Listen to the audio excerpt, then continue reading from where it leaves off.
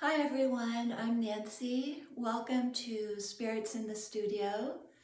I'm an artist and today I want to talk about how I create my spirit portraits.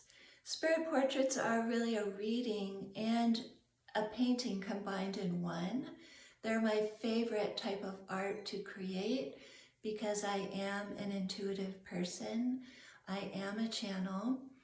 So if you would like to commission a spirit portrait with me, the first thing I would ask for is that we set up a Zoom call so I have a chance to see you and talk to you. At the very least, I would like to talk to you on the phone because I get a lot of information just by hearing the subject's voice. And we can talk about pretty much anything. I just need to hear you primarily, but seeing you is helpful too. And naturally we can talk about the portrait, spiritual experiences you have had, and so on. But once that interview is done, I will find the time shortly thereafter to review my notes and then to get quiet and get into a meditative state. I light a candle and I ask my spirits and guides to come in and help me channel the information that needs to go into this portrait. I also like to have some healing minerals nearby. I use Atlantisite.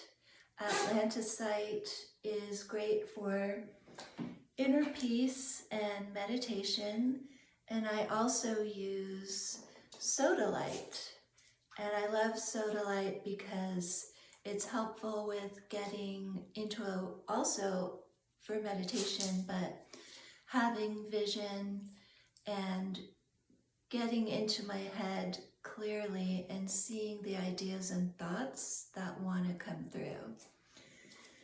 And it helps me do an analysis of all the elements all together and get my composition ready. My dog is trying to get into this video.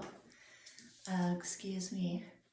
So once that is done, I go create the back or the wash that is going to be in the background behind the elements. For example, here I have my Billy Idol celebrity spirit portrait, and before I painted him or the power animals and the botanicals, I created this kind of wild, in his case, wash of colors: the red, the gold, the yellow, the black, and the purple. And that helps me get a sense of what needs to be in the portrait. Sometimes an image forms in the watercolory background that tells me there's an additional element wanting to come in, and I go with that. So that's how it all starts. As far as which elements come forward more, which are more transparent, I let that play out in the wash, or based on something the subject said, when I want to emphasize one thing over another based on the reading. And I also want the transparency and the lack of proportion to tell the story of how we're kind of looking through the veil and things are moving and in transition. This is spirit. And we're looking into different dimensions. We're not in ordinary reality anymore. So that is a quick overview of how I create these portraits. And if you have any questions, please email me. You can find that information down below in the About button. Also, please be sure to read my Substack. My Substack is basically a deep dive of all my spirit portraits, and it explains the elements inside of them.